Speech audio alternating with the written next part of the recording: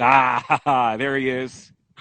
Hey Kim, how you doing? Good, really good, really good. Everybody, I want to introduce you to my friend Bob Aaltonen. He's the owner of Southland Volkswagen in Medicine Hat. He's a great friend of mine. I've known him for, I don't know, 10, 12, 15 years. Feels like half my life I've known him. And Bob, I just want to ask how you're doing. We'll get into, maybe some business stuff in just a bit here, but how are you making out? I see that you've completely lost your shaver. Hey, I lost it. This is my playoff beard. There's no playoffs, That's so right. I threw my shaver out the window until we have hockey back. It's a protest. I'm not letting go.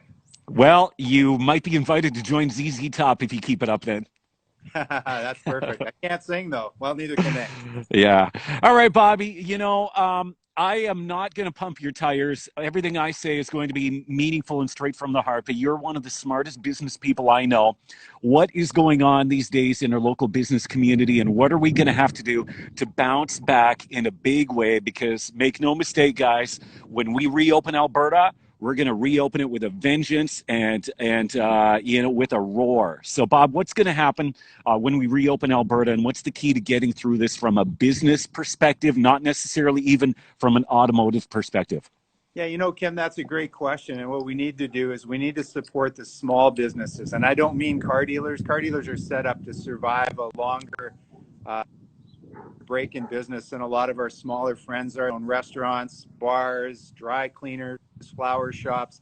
These are the businesses we have to worry about because they don't keep a lot of cash in their business. And a long slowdown or shutdown for them can just be devastating to their business. So, we'll be okay. We're okay. We're still open, looking after services, essential services, service customers, maintenance, and even people that need to upgrade cars. But these guys need our support.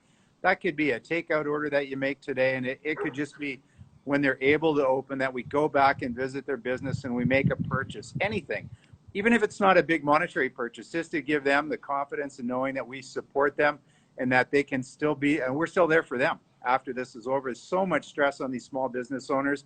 It breaks my heart every day to think about it and how hard it is for some of them. So there you go, guys. That's a word of advice right there. Chances are of a number of local small businesses, even if it's just a matter of going to their website, buying a gift card. If they are open, going there and just saying, "Look, I want to support you. I don't necessarily need your services right now, but I will in the future, and I want you to be there for me, and I'll be there for you." So that's the piece of advice right now. So as far as the other aspect of it is customer safety, and we're seeing that absolutely everywhere. Every business in town is undergoing some pretty significant customer safety initiatives right now, which is good. Which one might argue they probably should have done this a long time ago, but they're doing it now. What are you guys doing at your business to really emphasize that it is safe to come in? Come on in. If you want to go for a test drive, we can arrange that. What are you guys doing? Well, the first thing in our case is that we don't require you to come in at all unless it's absolutely necessary. For if your vehicle needs service or maintenance or any type of repair and it's not running right and you're not comfortable coming in, then we'll pick your vehicle up.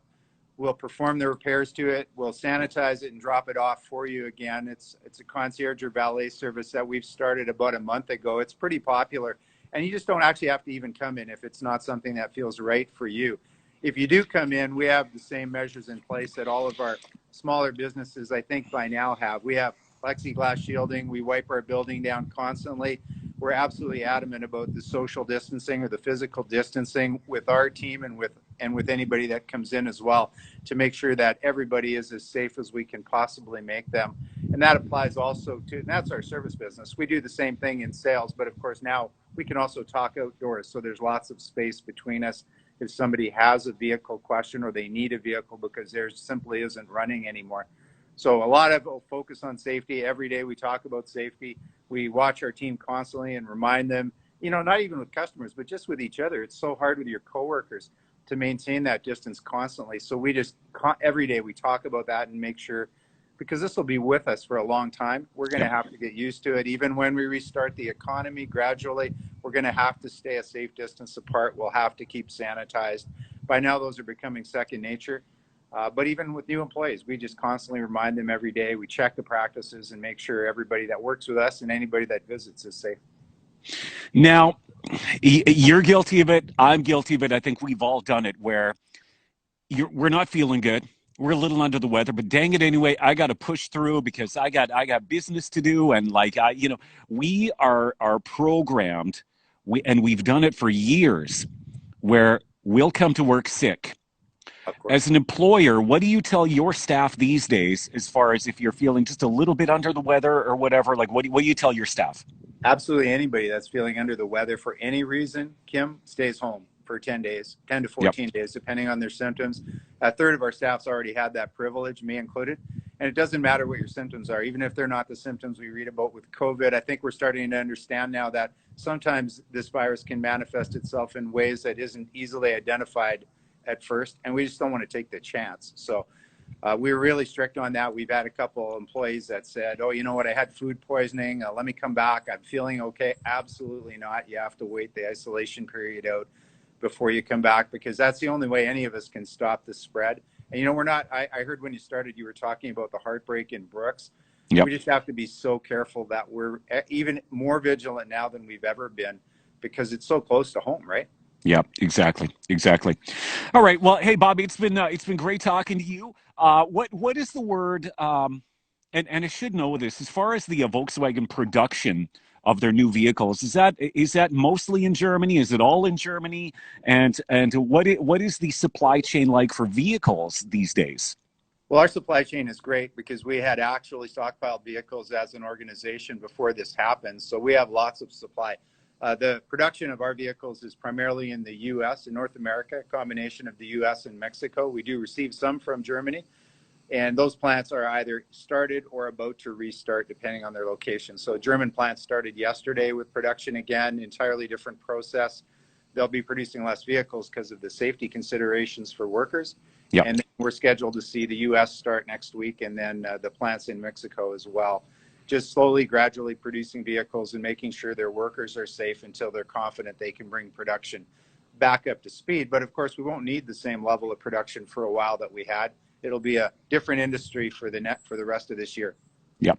Once again, guys, this is Bob Aaltonen from Southland Volkswagen. He's a good business friend of mine and one of the smartest business people I know. Bob, first of all, two more questions actually. Okay. To the consumer right now, people are a little nervous. They're clutching their wallet very tightly. What would you say to encourage them in these times from a consumer standpoint? Well, I would say, first of all, don't do anything you're not comfortable with. But there are deals starting to appear now that are incredible deals. In our case, Volkswagen has launched some programs just a week ago that are the best programs I've seen. And I've been a Volkswagen dealer for 15 years. Mm-hmm. And there's so many things you can do. You can lower your payments, defer your payments, cash back in your deal if you need it. Just simply sell your car if your car isn't affordable for you.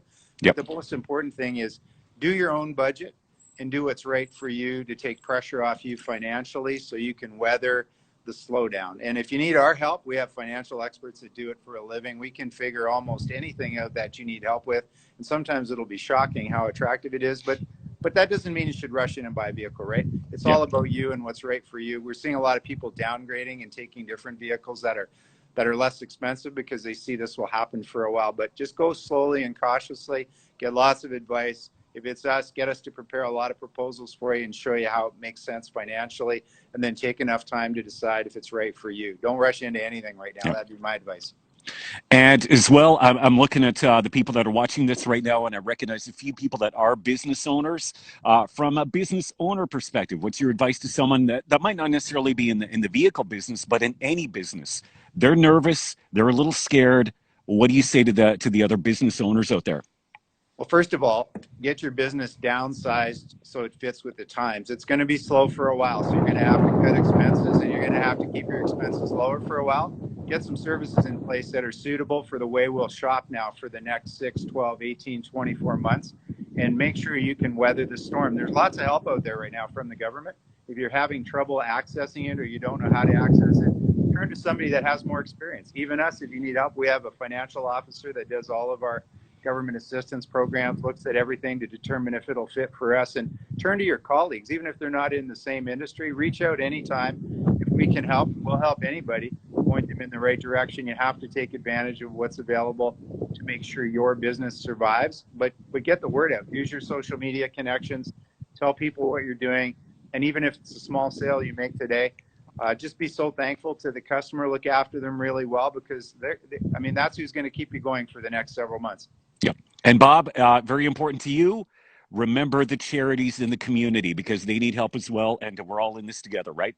Boy, that's for sure. More than ever, we have to help the others that are around us. Some of us will make it through it more easily than those in the community. And there's no more important time than to give back than right now. I'm so glad you said that, Kim. Yep. All right. There you go. Once again, Bob, it's been fantastic talking to you. It always is. All the best to you and the entire team over at Volkswagen. Um, I pop in there every now and then. I needed to get my tires swapped out, and so I'm there all the time anyway. But a great team, and thank you for taking a few minutes today. No problem. Thanks a lot, Kim, and thanks for looking after us and spreading the word. All right. Take care, everybody. All right. See you soon.